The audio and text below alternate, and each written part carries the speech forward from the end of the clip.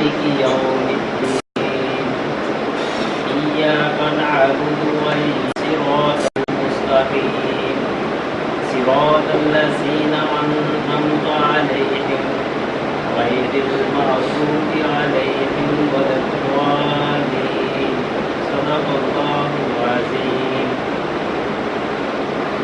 ہم نے یہ اعلان کیا تھا کہ ہم درس قرآن کے ساتھ ساتھ مختلف موضوعات پر کچھ ریسرچ کرتے رہیں گے. اس سلسلے میں ہم نے لاسٹ ویک میں بھی یونس صاحب کا ایک لیکچر تھا اسلام کا معاشی نظام. تو آج کا لیکچر جو ہے کرنل عمر شبیر صاحب اسی موضوع کے اوپر اپنا ایک لیکچر پیش کریں گے. جیسا کہ آپ سب دوستوں کو معلوم ہے کہ ایسے موضوعات پر بہت کم بات کی جاتی ہے. اسلام کے معاشی نظام کو نہ کوئی روایتی لوگ اس کو اجاگر کرتے ہیں بلکہ اسلام کے ایسی چیزوں کو چھپایا جاتا ہے. تو ہم کوشش کر رہے ہیں کہ ایسی چیزوں کو زیادہ الیبوریٹ کیا جائے, زیادہ ہائی لائٹ کیا جائے اور ان پر ڈسکشن کی جائے. تو آج کا موضوع اسی سلسلے کی ایک کڑی ہے. تو میں کرنل عمر شبیر صاحب کا تھوڑا تعارف کروا دوں. کرنل عمر شبیر صاحب جیسا کہ ریٹائرڈ کرنل ہے اور قرآنی فکر سے بہت اچھے طریقے سے وابستہ ہے, اور انہوں نے ریسنٹلی ایک ترجمہ بھی کیا قرآن مجید کا جو کہ چھپ رہا ہے اور انشاءاللہ وہاں تک وہ آ جائے گا مارکیٹ میں. اور انہوں نے 2 ناول بھی بہت خوبصورت لکھے جو کہ قرآنی فکر پر ہی ہے, ایک منزل ہے اور ایک گرج ہے. تو میں دعوت دیتا ہوں کرنل عمر شبیر صاحب کو کہ وہ تشریف لائیں اور آج کے لیکچر کا ہم آغاز کریں.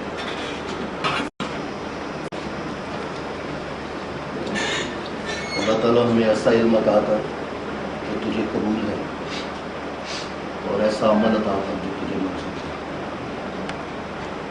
معزز حاضرین, معزز خواتین, میرا آج کا موضوع 3 مراحل سے گزرے گا. اس کا جو پہلا مرحلہ ہوگا وہ ہوگا اعتراف اور عمل. یہ پہلو, یہ مرحلہ مرکزی موضوع سے کچھ ہٹا ہوا ہے, اس لیے مہربانی سے اتنی دیر کے لیے آپ مجھے معاف فرمائیے. جو دوسرا مرحلہ ہے اس کا طواف اسی موضوع کے گرد ہوگا جسے ہم کہتے ہیں قرآن معاشیت کے بارے میں کیا آگاہی دیتا ہے. اور تیسرا مرحلہ ہوگا کیا ہمارے سوالوں کا جواب ہے کہ نہیں ہے.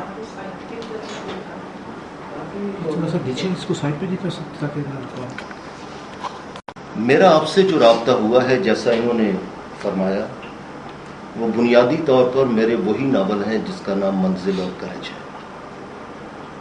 میں شکر گزار ہوں جناب راجہ اقبال صاحب کا اور جناب شاہد شیر صاحب کا. انہوں نے ان ناولوں کو بہت زیادہ پروموٹ کیا. نہ صرف یہ بلکہ ہمارے مختلف مسلک رکھنے والے جماعت اسلامی اور الدعوہ اور جناب پرویز صاحب کے جو لوگ ہیں انہوں نے اسے کافی زیادہ پذیرائی کی. پر یہ جو موضوع ہے یہ اتنا مشکل نہیں ہے کہ اس پر بات نہ ہو سکے. مشکل آپ کے سامنے بات کرنا ہے. ایسے لوگوں کے سامنے بات کی جائے جن کا قرآن کا مطالعہ نہ ہو تو بڑی آسانی سے جو کچھ کہا جائے, کسی نے کچھ سوچنا نہیں, کسی نے کچھ بولنا نہیں, آدمی کہہ کر چلا جاتا ہے. پر جہاں پر نہ صرف یہ ہے کہ اہل قرآن بیٹھے ہوئے ہوں اور جن کی اپنی تحقیقات اتنی ہو کہ لفظ لفظ پر زبان پکڑتے ہوں اور بات بات پہ زبان کٹتی ہو, وہاں کوئی کہے تو کیا کہے. جو میں نے ناول لکھے اس کے موضوعات مرکزی طور پر یہ تھے کہ معاشرتی انقلاب کیسے آ سکتا ہے اور روحانی انقلابات کیسے آ سکتے ہیں. پر اس میں یہ بات بہت اہم تھی کہ آخر ایک بھوک سے تڑپتا ہوا انسان, اس کا زندگی کے بارے میں نظریہ کیا ہے. اس لیے کہ لکھا تھا میں نے کہ زندگی کے بارے میں ڈاکٹر کی اور تعریف ہے اور مریض کی اور تعریف ہے, اور سرمایہ جو یہ جو اس نے بات کی تھی ہمیں یہاں تک آنا تھا. جو اقبال نے بات کی تھی کہ وہ فاقہ کش جو موت سے ڈرتا نہیں سر, روح محمد اس کے بدن سے نکالتا. وہاں تک تو ابھی تک پہنچتے پہنچتے 1400 سال ہو گئے ہیں. نہ وہ دن آیا ہے نہ وہ رات آئی ہے. ہم وہیں پر کھڑے ہیں جہاں پر دان آف اسلام سے پہلے زندگی گزرتی تھی. کون سا زمانہ آئے گا جب ہم کہیں گے کہ وہ فاقہ کش؟ کون سا زمانہ؟ اس ایک بات کے لیے میں نے ذاتی طور پر گزارش کی، کیونکہ دونوں ناول ایسے تھے جو عقائد سے نکالتے ہیں انسان، جو مسلکوں اور فرقوں سے نکالتے ہیں. ہمارے زوال کی بنیادیں بہت سی ہیں. ایک یہ بھی ہے کہ ہم منسلک ہو گئے، ہم منسلک ہو گئے عقیدوں سے، شخصیات پرستی سے. حالانکہ اسلامیوں میں جتنے بڑے بڑے لوگ آئے ہیں وہ تو ہمارے ٹیچرز ہیں.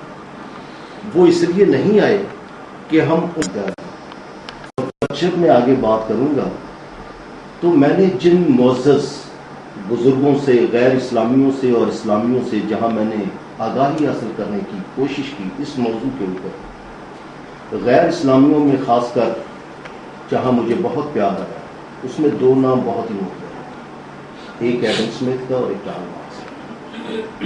اور اس کے ساتھ یہ جاننے کے لیے کہ وہ اور کیا کہہ رہے ہیں، مجھے اکنامکس کو سمجھنے کے لیے تھوڑا سا سفر اور طے کرنا پڑا، اور اس میں نے کینز اور ریکارڈو کو بھی شامل کیا، اور اس کے ساتھ اور بھی بہت سے لوگ تھے جیسے. مگر جب میں اسلامیوں میں داخل ہوا کہ کہاں وہ مجھے نظر آئے جنہوں نے کوئی عمارت کریم سے سمجھ نہیں آ رہی، تو آپ اس کتاب کا مطالعہ کرو، آپ کو ایک باعمل کتاب مل جائے گی جہاں زندگی کے معاشی نظریات کے آپ کے سوالوں کا جواب مل جائے گا. میں نے اس سلسلے میں جن محترم بزرگوں سے آگاہی حاصل کرنے کی کوشش کی، جن تحریروں سے، ان میں جناب ڈاکٹر علی شریعتی، جناب علامہ پرویز صاحب، جناب مودودی صاحب، جناب طاہر القادری کا جو انہوں نے ربا کے بارے میں لکھا، ان لوگوں سے میں نے کوشش کی کہ میں ایک حد تک جہاں تک ممکن ہو آگاہی حاصل کر سکوں.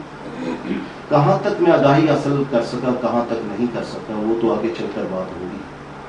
پر ان لوگوں کا ذکر میں نے اس لیے نہیں کیا کہ آپ کو یہ متاثر کر سکوں کہ میں نے پڑھا بھی ہے. نہیں، ایسا نہیں ہے. میں صرف یہ بتانے کی کوشش کر رہا ہوں کہ انسان جب جہالت سے نکلنا چاہتا ہے تو کہیں تو چراغ ملے اسے کہیں تو روشنی ملے. جو لوگ قرآن کریم کو براہ راست سمجھ جاتے ہیں وہ تو بہت ہی مبارک ہیں، پر میرے جیسے تو ایسا نہیں ہے. ہمیں تو چراغوں کی قطاریں چاہیے جہاں پر ہم چاہیں کہ یار یہ روشنی، یہ روشنی، یہ روشنی. تب جا کر ہم سوچ سکیں گے کہ اچھا اگر روشنی کی تعریف یہ ہے تو سورج ایسا ہوتا ہوگا. کیونکہ ہم تو رہتے ہی اندھیری غاروں میں ہیں، ہمیں کیا خبر کہ روشنی کی تعریف کیا ہے.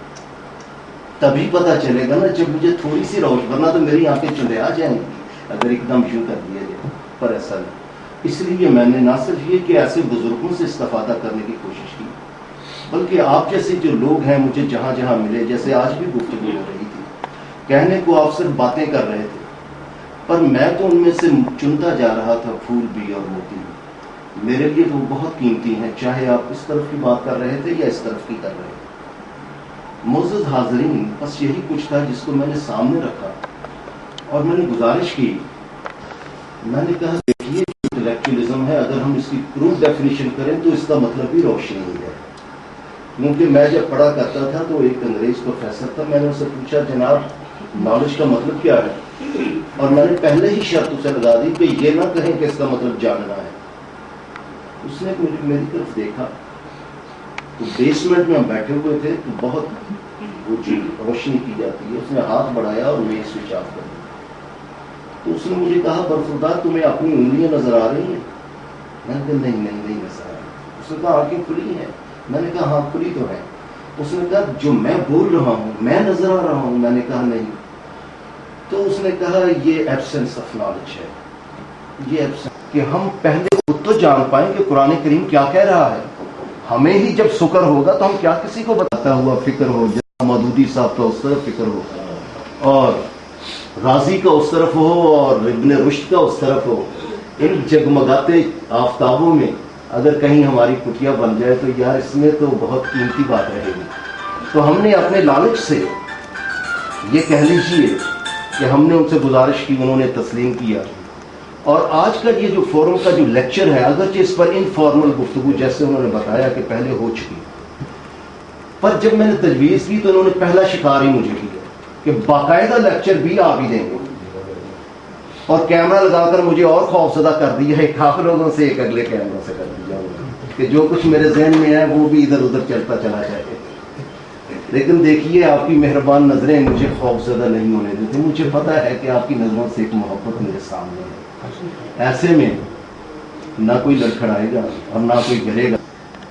قرآن میں صرف حب کا لفظ ہے مگر عشق کا لفظ بھی عربی کا لفظ ہے، دونوں کا مطلب ایک ہے اور دونوں کا مطلب ہے چمٹ جانا۔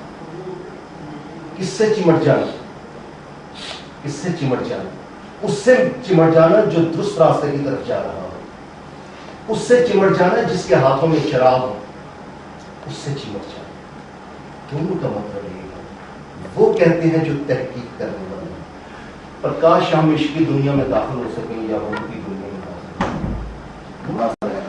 اور مجھے اعتراف ہے کہ میں کم علم ہوں، مہربانی سے میں پہلے سے ہی معذرت خواہ ہوں، جہاں جہاں گمراہی آئے تو آپ سمجھیے کہ ایک ایسا طالب علم ہے جو ابھی سیکھنے کے مراحل میں ہے، ان کے نام آپ کے سامنے۔ یہ تھی تھوڑی سی بات اس بات میں کہ اعتراف اور عمل یہ جو فورم آپ کے سامنے ہے، اور عمل یہ کہ جو ناول اللہ نے لکھائے، اور عمل یہ کہ جو قرآن کریم کا ترجمہ تقریباً 12 سال ایک ایک لفظ کی تیروں سے گزرنے کو دیکھ لیجیے مہربانی سے۔ یہ ہے میری گفتگو کا پہلا مرحلہ جہاں ہم بات کر رہے تھے اعتراف اور عمل، جو یقیناً اس موضوع سے ہٹا ہوا ہے۔ مجھے احتساب کے لیے اپنے آپ کو پیش کرنا ہے آپ کے سامنے۔ معزز حاضرین، اس سے پہلے کہ میں وہ آیات پیش کروں کا اعلان کروں گا، کاش انسان اس آیت کو جان جاتا تو آج دنیا کے وہ معاشی نظام تیار ہو چکے ہوتے اس پر کہ جو کیونکہ میں نے جب غور کیا تو جتنی سینکڑوں کتابیں لکھی گئی زکات کے اوپر اور صدقات کے اوپر، ان کا تو تعلق معاشیت سے ہے ہی نہیں میری رائے میں، وہ ساری کی ساری تو اخلاقی قدریں دیتی ہیں۔ وہ موضوع ہے ایتھکس کا، وہ موضوع معاشیت کا نہیں ہے۔ پر میں جب ان میں داخل ہوا تو میں نے اسلامیوں کے جتنے بھی سینکڑوں کتابوں کا مطالعہ شروع کیا تو میں نے یہ کہا کہ جب کوئی کسی کی محرومی ختم کرنے کے لیے انڈیویجول آگے آتا ہے تو وہ شخص تو کانسٹیٹیوشنلائز نہیں ہے، وہ تو انسٹیٹیوشنلائز نہیں ہے، اس پر تو دعویٰ ہی نہیں ہے، وہ تو اپنی مرضی حواس خمسہ کے ذریعے کوئی چیز مل سکتی ہے تو آپ وہ بھی دو، اور جو نہیں مل سکتی آپ وہ بھی تقسیم کرو، کیونکہ قرآن اس کے لیے لفظ استعمال کرتا ہے رزق حسنہ، صرف رزق کا استعمال نہیں کرتا، وہ استعمال کرتا ہے لفظ رزق حسنہ۔ رزق تو ویسے کہتے ہیں زندگی کی اسباب جس سے زندگی پر وہ تو کھڑے کھڑے ایک دم کہہ دیں گے کہ بھائی آپ کوئی اور بات، اور صدقہ تو آپ جانتے ہیں کہ ہم زکات کو ہی سچ کرنے کے لیے کہہ دیتے ہیں کہ چلو ہم زکات کی طرف بڑھتے ہیں، صدقے کا ایک ڈائمنشن، پھر کہاں جائیں تو جائیں کہاں۔ معزز حاضرین، اب جو بات کر رہا ہوں میرے بات یہ ہم آگے چل کر بات کریں گے کہ نظام لانے کے لیے قرآن کیسے بنیادیں فراہم کرتا ہے۔ قرآن کا کام صرف یہ ہے کہ وہ بنیادوں کی آگاہی دے۔ ایسا کیوں کرتا ہے قرآن؟ ایسا اس لیے کرتا ہے تاکہ انسان کی آزادی کو یرغمال نہ بنائے۔ بدلیں گے، حالات بدلیں گے، عقائد بدلیں گے، اور اللہ کہے گا کہ یہ ہے بنیاد، اس بنیاد سے ہٹنا نہیں، پر اب نظام بناؤ۔ اور ٹیسٹ ہمارا آ جاتا ہے کہ چلو اب بناؤ نظام، یہ تمہارے اوپر طاری کر دیے گئے ہیں، خوب طاری کر دی گئی،